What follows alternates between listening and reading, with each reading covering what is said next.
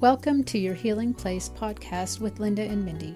It is our desire to address common concerns of how abortion and faith intersect in order to validate the emotional pain and grief that abortion can bring and give hope that recovery is possible.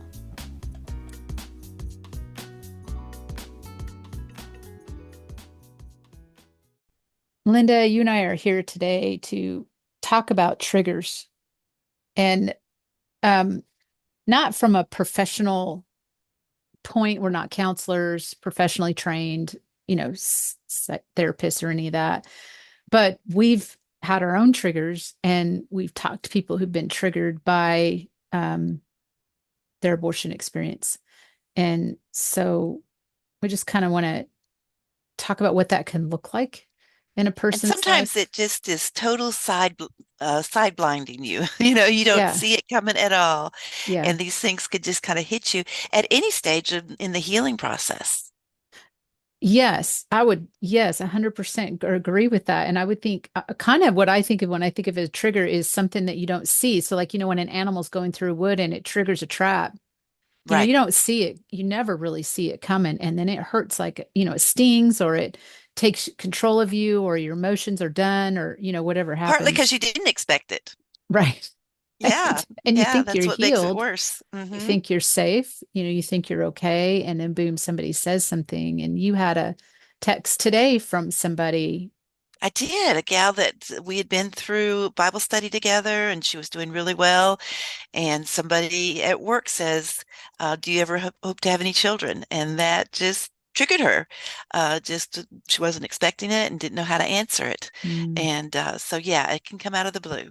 poor thing. Did she say how that what her response was She emotionally? didn't tell me specifically. She was texting me to say, please pray. I don't know how to Mm-hmm. deal with this. So, Mm. yeah. And there's a And really good point of having somebody in your circle who can be praying with you. right, right, exactly. Hmm. Yeah, I have had triggers in my life, and I can recall there was a time when I couldn't even say the word abortion without this strong emotional response if somebody was talking about it or whatever. And I either whether I knew it was going to happen or not, because I remember I had a class, a college course where we were doing wasn't debate class, but it was more of, I can't remember what it was called, but we did have to kind of not really debate, but present both sides. And she wanted to do the topic of abortion, and I Mm. was totally unhealed. And so and not understanding anything about that there was a possibility to be healed, I just privately pulled her aside and said, my instructor, and said, "Can I please step out of this? I don't think I can do this."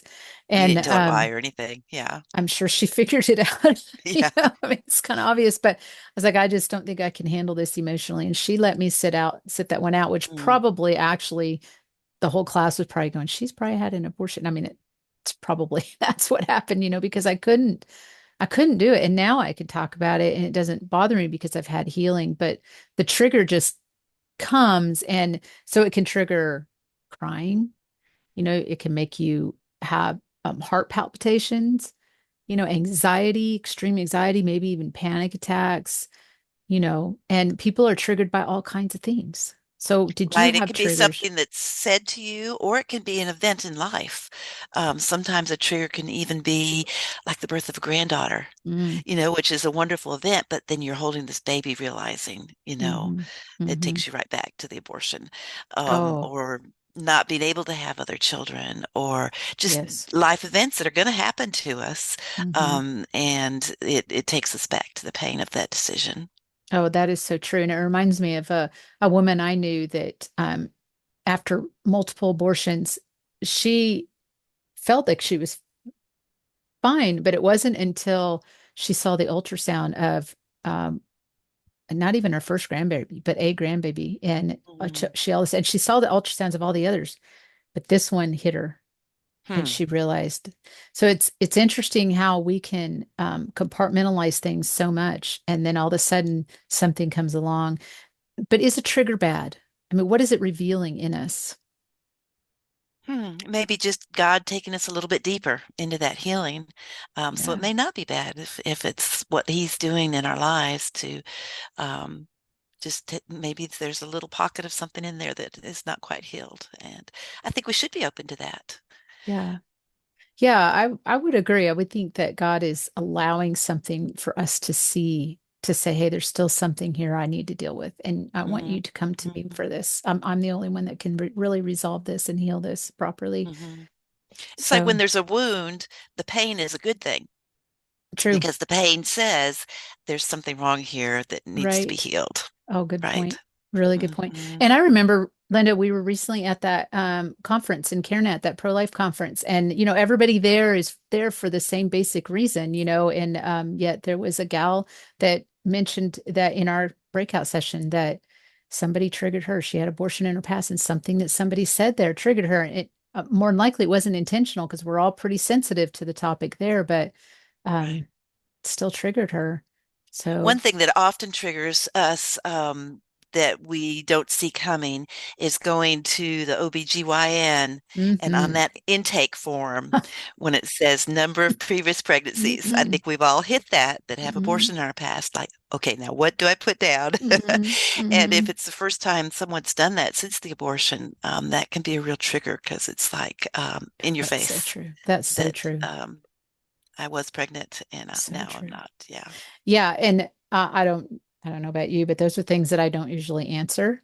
Um, just to be very transparent and honest. And especially if I'm going in, I always tell people, when you're going in for the flu, like say you're going to the urgent care and they're doing that intake and they're asking you how many pregnancies you had, I don't feel like it's relevant. Yeah. I don't answer that question. But there is a sense of not wanting to reveal, hmm hmm That there's there. still some shame there.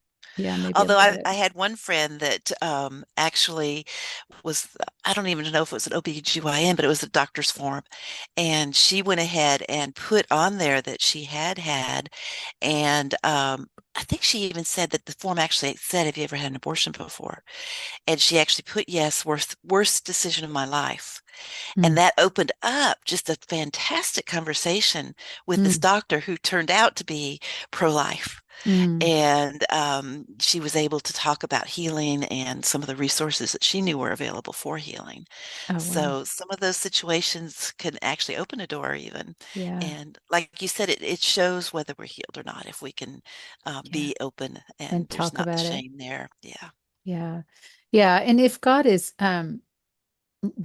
bringing up these things and you can no longer hide behind this, that's a big indicator you need to get healed and you need some healing Mhm. in your life. And he's so gentle, he's not doing it to Mhm. hurt us. Like you said, he's doing it to help us understand that there's a peace here in your heart and in your life that is not sanctified.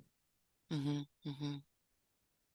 Thank you for listening. This podcast was inspired by the many conversations had through the years with women struggling from the emotional pain associated with abortion. Thank you for allowing us into your healing journey. Subscribe on major platforms where podcasts can be heard. Learn more about virtual abortion recovery healing at www.anevenplace.com. The link is in the show notes.